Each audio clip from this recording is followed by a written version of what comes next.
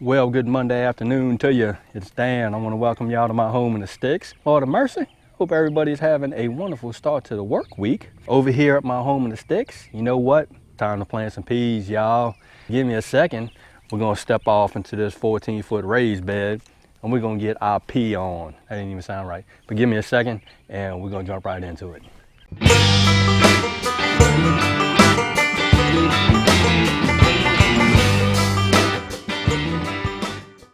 All right, y'all, mama, let's go. First thing we're gonna do is we're gonna get us a couple of trenches dug out for our purple hull peas.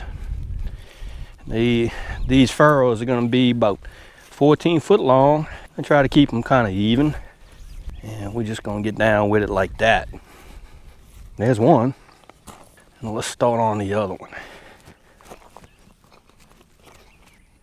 All right, that looking good. There's our furrows that we're gonna plant our peas in. We're gonna do this just a little bit different this year. Last year, I think I planted, instead of spacing the peas out, I actually just put a line of peas going down there. We're not gonna do that this time. We are actually gonna space these peas out we're gonna place a pea in the furrow about every 3 inches, 3 to 4 inches, something like that. Now, I ain't gonna measure it or anything like that, but I'm gonna space them out. So let me go get the peas and another camera, and we're gonna get to planting these peas. So give me a second. All right, y'all, let's take a look at these peas. These are Mississippi pink eye purple hull peas. And I got about a pound of them. Let's go on and start setting these seeds out. I'm gonna set a pea out every couple of inches. Yes, this is the hard way of doing it, but that's okay. Hopefully we won't have just a big cluster of peas. We're just gonna go down the line just like that and lay these babies out. We're not gonna make just one continuous row of purple hull peas.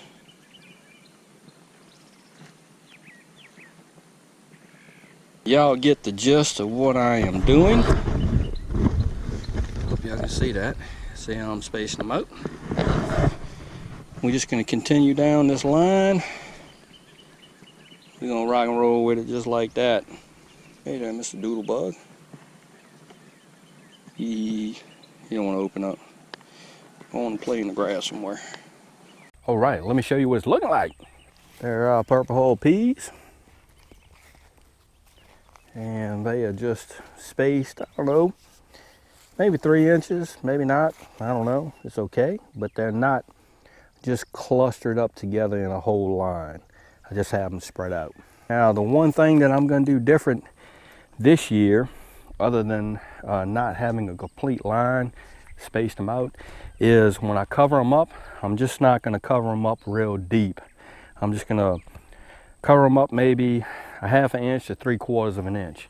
And what I'm planning on doing is when these guys, and if these guys germinate, as they grow up, I'm just going to pull the soil to them.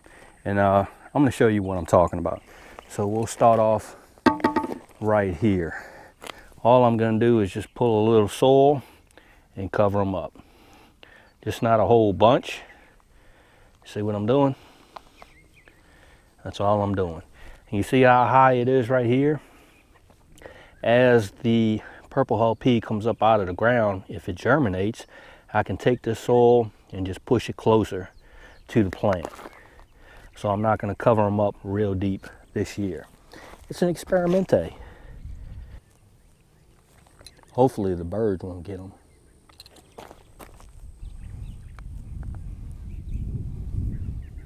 I might pack it down a little bit.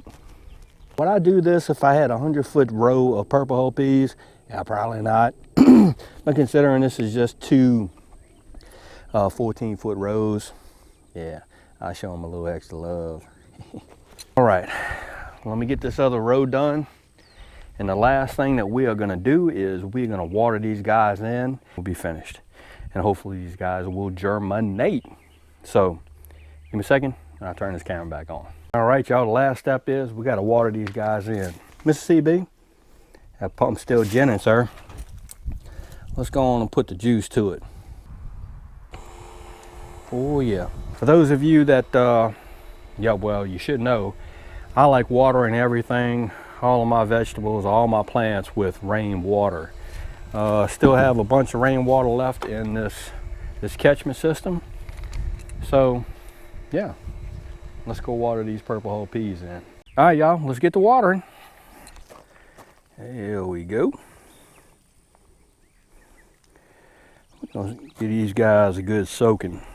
And what's cool is that little bitty furrow, since I didn't bury it down, I know exactly where I need to water.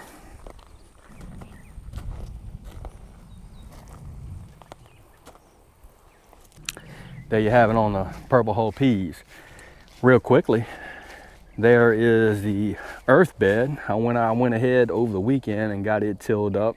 It's still kind of wet. Probably get out there with a small tiller, and I'm probably going to put out some fertilizer in there at I think it's 5/8/21 or something like that. I don't know, that rainbow fertilizer that I used.